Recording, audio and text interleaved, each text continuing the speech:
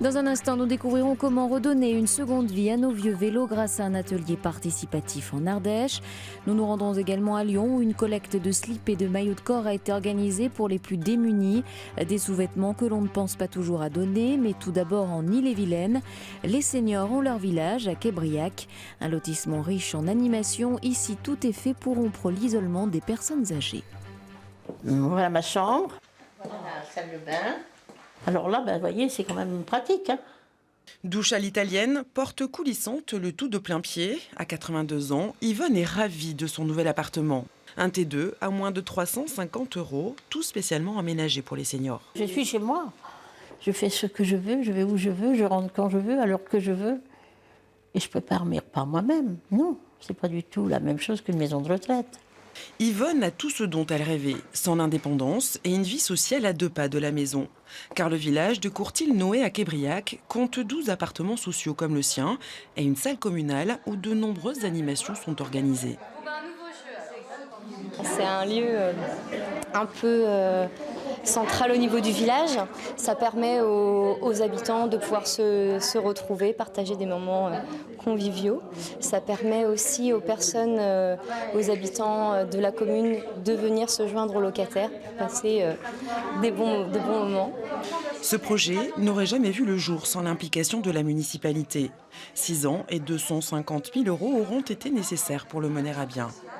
L'idée, c'était de maintenir les personnes âgées ou handicapées sur la commune. Ça, c'était la première chose. Et dans un deuxième plan, c'était aussi de faire en sorte qu'ils soient dans les meilleures conditions possibles, tant sur l'habitat que proximité du bourg. Pour ce petit village de 1500 âmes, l'investissement n'est pas anodin. Mais à Québriac, on estime que les sourires des habitants du 3e âge n'ont définitivement pas de prix. Que faire de nos vieux sous-vêtements, des chaussettes, maillots de corps et autres dessous que l'on ne pense pas souvent à donner? Et pourtant, certains en ont bien besoin. À Lyon, une association les récupère pour les plus démunis. Des chaussettes, des caleçons et autres tricots de corps. Ces sous-vêtements finissent souvent leur vie à la poubelle. Ils sont très rarement donnés aux associations. On pense plus aux vêtements chauds, aux vêtements importants, aux pantalons, aux chaussures. Et voilà, pas les sous-vêtements, on n'y pensait pas. Sous-vêtements, non. C'est plus délicat. C'est plus personnel et on a moins envie de... On n'ose peut-être pas donner des choses qui nous ont appartenu à ce niveau-là, plus intimes. À l'heure des derniers cadeaux, voici un stand de Noël un peu particulier. Ici, les bénévoles de l'association Les Amis des rues récupèrent des sous-vêtements par paquet.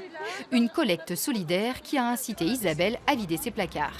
Des chaussettes, des maillots de corps, un pyjama.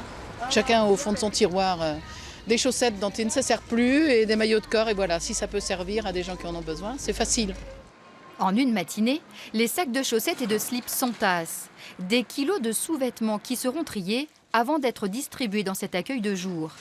Ici, 3 fois par semaine, des sanitaires sont mis à disposition des personnes sans abri.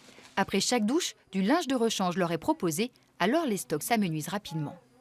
Il y a des risques de contagion, c'est des personnes qui sont à la rue, il y a des fois des problèmes dermatologiques, des problèmes de gale. Le linge qu'on lave et qu'on fait bouillir, on n'est pas sûr que tout soit bien désinfecté, il faut du matériel spécial. Donc nous, on n'a pas tout ça.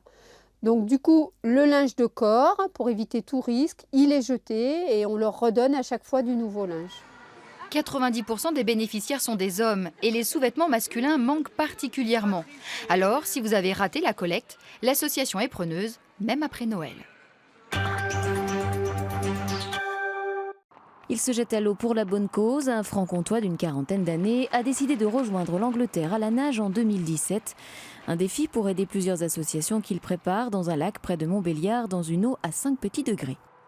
C'est dans plusieurs objectifs, c'est de défendre les personnes atteintes de cancer et les familles de personnes atteintes de cancer, le milieu marin, les personnes handicapées moteurs et les enfants maltraités. En attendant la traversée de la Manche, Loïc Ambroise est à la recherche de sponsors pour pouvoir réaliser son rêve.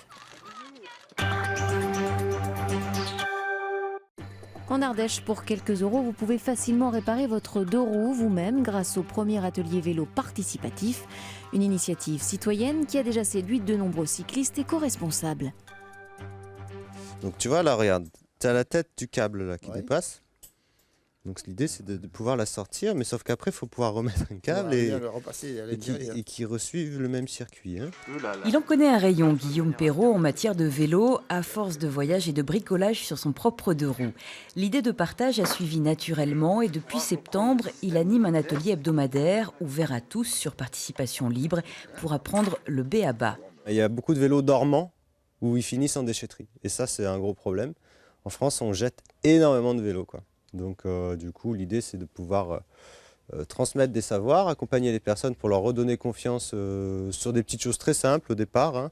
Régler un dérailleur, un frein, changer une chambre à air. Des vélos qui dorment au fond des garages, il y en a beaucoup et les finances ne suivent pas toujours pour les remettre en état.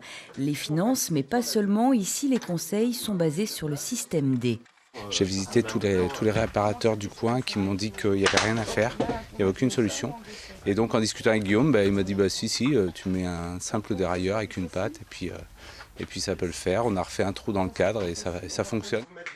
Dans cet atelier, presque tout provient de la récup. La rayonneuse est installée au sein de la recyclerie Changement de Cap et la matière première ne manque pas. Au-delà du bricolage et de la transmission de connaissances, on vient aussi pour partager des moments de convivialité. C'est un plaisir, oui, surtout à mon âge. J'en profite, bon, mais ça permet de voir, de faire des connaissances. À la clé, un vélo en état de marche et des promesses de belles balades sur les routes ardéchoises.